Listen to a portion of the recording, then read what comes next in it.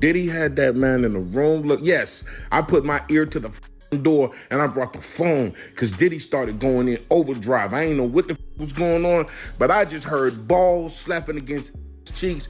I heard struggling to take. I heard being like, yeah, daddy.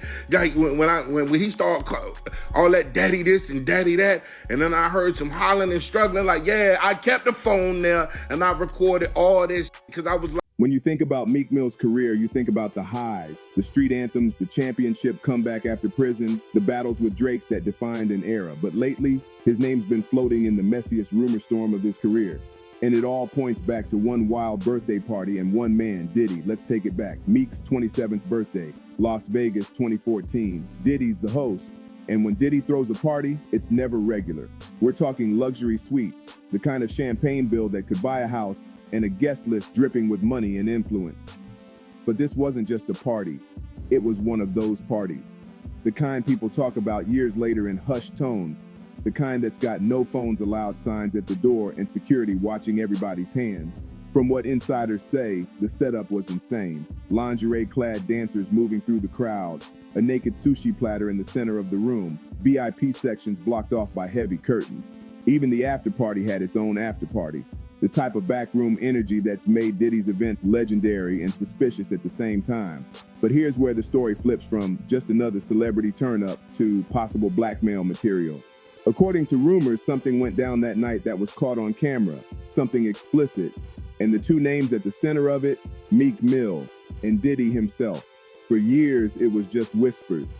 People would joke about how close Meek and Diddy seemed in interviews. They'd point to clips of Diddy calling Meek daddy on stage or old photos of the two hugged up in ways some fans thought looked a little too cozy. But then came the leak. What? Yo, wait a minute. Wait. First, it was audio, a short, grainy clip that popped up online. The voices in it sounded like Meek and Diddy, and the context was exactly the kind of thing that would make headlines for the wrong reasons. Within hours, the internet was running wild. Memes, reaction videos, Twitter threads, everybody had an opinion. Meek came out swinging, calling the clip fake, AI-generated, part of a smear campaign to destroy him. He pointed fingers at weirdos in the industry who wanted to see him down. And in one of his most talked about tweets, he offered $100,000 to anyone who could investigate the source of the leak. But here's the thing, he never actually followed through on that bounty. No receipts, no investigator's name. That silence only made people talk more. Then Jaguar Wright, the industry's unofficial whistleblower, poured gasoline on the fire. She claimed Nicki Minaj, Meek's ex, had paid off Diddy's own bodyguard to record audio of the alleged encounter. She said it was all part of a plan for revenge after their breakup. And whether you believe Jaguar or not, she's got a track record of saying wild things that later turn out to have some truth behind them. To make things even spicier, DJ Academics connected dots in a lawsuit where a Philadelphia rapper who dated Nicki Minaj was mentioned in relation to a sexual encounter at a Diddy party. He never said Meek's name outright, but he didn't have to. The internet did the rest. Now you've got a perfect storm. A leaked clip, conspiracy theories involving an ex, and a lawsuit that seems to point straight at Meek without saying it.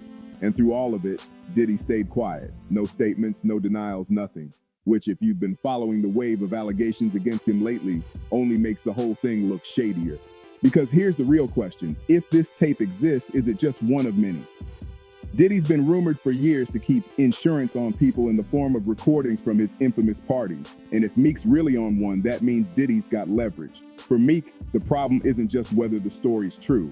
It's that the rumor fits too neatly into the narrative people already want to believe about Diddy's behind-the-scenes world. And when your name's attached to that kind of story, it doesn't matter if it's real or fake, it sticks. The moment that audio clip hit the internet, it was like someone dropped a grenade into the middle of hip-hop Twitter. The sound quality was trash, muffled, static heavy, but the voices, they sounded way too familiar. One of them had Meek's Philly accent, the other had Diddy's smooth but distinct tone. And the conversation wasn't exactly something you'd expect from two rappers who were supposed to be just bros. Nobody knew where the clip came from. It just started popping up in group chats, then on Reddit threads, then on TikTok edits with captions like, "So this is why Meek defended Diddy." Even though it was short, the implications were explosive. And in today's internet culture, implications are enough to ruin you. Meek was quick to clap back. He went on Twitter calling the clip AI-generated trash. and blaming it on what he called weird industry dudes who've been trying to discredit him. His tone was defensive, almost frantic. He even announced that $100K reward for anyone who could track down the source. But when no updates came, people started asking questions. If he was so serious, why didn't he actually hire someone? Why no progress after weeks? That's when Jaguar Wright jumped into the chat. And if you know Jaguar, you know she doesn't play it safe. She went live, claiming she knew exactly where the audio came from. According to her, this wasn't AI. This was a real recording from Meek's 27th birthday party captured by one of Diddy's own bodyguards. And here's the kicker. She said the bodyguard was paid by Nicki Minaj to get it. Jaguar painted the picture like a soap opera. She said Nicki, still bitter about her breakup with Meek, wanted revenge. She knew Diddy's parties had a reputation and figured if anything scandalous happened, catching it on tape would be the ultimate humiliation. Whether that's true or not, Jaguar's story added just enough drama to make it believable for a lot of people. Then DJ Academics came along and threw more fuel on the fire. While covering a lawsuit against Diddy, he pointed out a line that mentioned a Philadelphia rapper who dated Nicki Minaj being involved in a sexual encounter at one of Diddy's events. He didn't name names, but come on, that's not exactly a long list. Fans connected the dots instantly. Now you had the perfect internet cocktail, a mysterious, scandalous leak. A messy love triangle with Nicki Minaj at the center, Diddy's freak-off party rumors as the backdrop, a lawsuit hinting at the exact scenario being discussed. It was unstoppable. Clips of Diddy calling Meek daddy during a performance started going viral again. Old interviews where Meek looked uncomfortable next to Puff were getting millions of views. Even memes from years ago were being recycled. Stuff like side-by-side pictures of them on jet skis, edited with captions like bromance or bromance. Meek tried to fight back by distancing himself from Diddy completely. He stopped appearing at events with him, unfollowed him on social media, and went out of his way to post more street content. Pictures in the hood, motivational quotes about loyalty, anything to shift the focus. But by that point, the internet had already decided its own version of the story. And in hip-hop culture, once a certain perception gets locked in, it's nearly impossible to shake it. The more Meek denied, the more some people believed it must be true. The most dangerous part for Meek wasn't just the rumors. It was the possibility that if this tape exists, it could still surface in full. And with Diddy's current legal mess, the last thing you want is to be caught in the crossfire of his enemies dropping receipts. If you've been following Diddy's name in the headlines lately, you already know. The man's got more allegations than a courtroom calendar. But one of the most consistent rumors about Puff over the years is that he's strategic about who he invites into his private world. Strategic and careful. See, insiders have been whispering for decades that Diddy has a habit of keeping insurance. That means if you were at one of his infamous after-hour sessions, the ones with the curtains drawn, the phones collected at the door, and the security detail doubled up, there's a chance you were being recorded. Not necessarily with cameras out in the open, but with discreet setups in rooms, hallways, and VIP sections. The alleged reason: leverage. In the music industry, power isn't just about money or hits, it's about control. And nothing gives you control like having something on somebody. If you've got a recording that could wreck someone's image, career, or marriage, you can call in favors without saying a word. So when the Meek Mill birthday rumors started heating up, a lot of industry veterans just shrugged. They'd heard it before, not the exact details, but the idea. A high-profile rapper goes to a Diddy event, gets a little too comfortable, and suddenly their name is on a short list of people who might not ever cross him publicly. What makes this particular rumor so sticky is that it fits the pattern perfectly.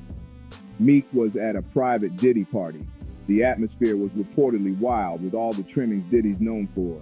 If something did happen, whether consensual, reckless, or just embarrassing, and if there's even a sliver of truth to the recording claims, that puts Meek in the exact same boat as countless unnamed others. And it's not like Diddy's been shy about surrounding himself with potential receipts. Think back to all those celebrity party pics over the years. Some of the biggest names in music, sports, and Hollywood caught in moments they probably wouldn't want on a billboard.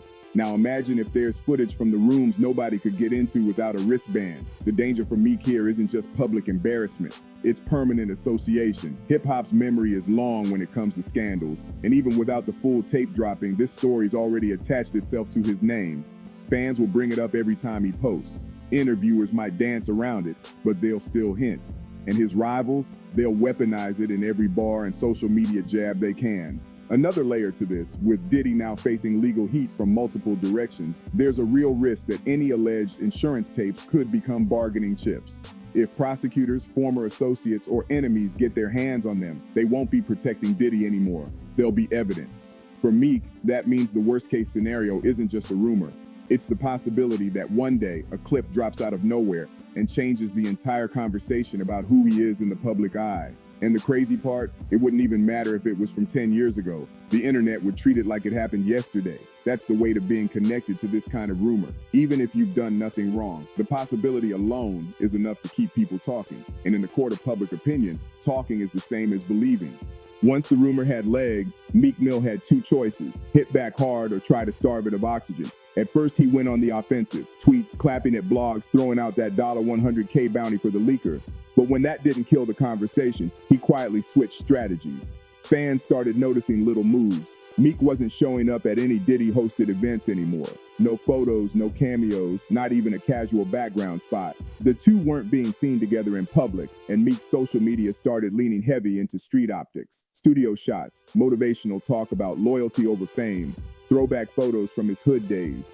It was a rebranding in real time, a way to remind fans of his original image before the rumor tried to rewrite it. But the internet doesn't care about rebranding when there's drama to chew on. Every time Meek posted, someone in the comments would drop a Vegas 2014 joke or post that clip of Diddy calling him daddy during a concert. Even when Meek went live to talk about new music, the chat would fill up with clown emojis and "where's the tape" comments. That's the thing about online culture. Once a narrative catches fire, it becomes part of your identity. For Meek, the most dangerous part isn't just the trolling, it's the industry whispers. Artists, executives, and even promoters have long memories. Some might hesitate to book or collaborate if they think there's unresolved scandal floating around. In an era where brand partnerships matter as much as record sales, even unfounded rumors can hit your pockets. And then there's the wild card: Diddy's legal troubles, the lawsuits, the raids, the headlines. It's all adding pressure on anyone who's ever been close to him.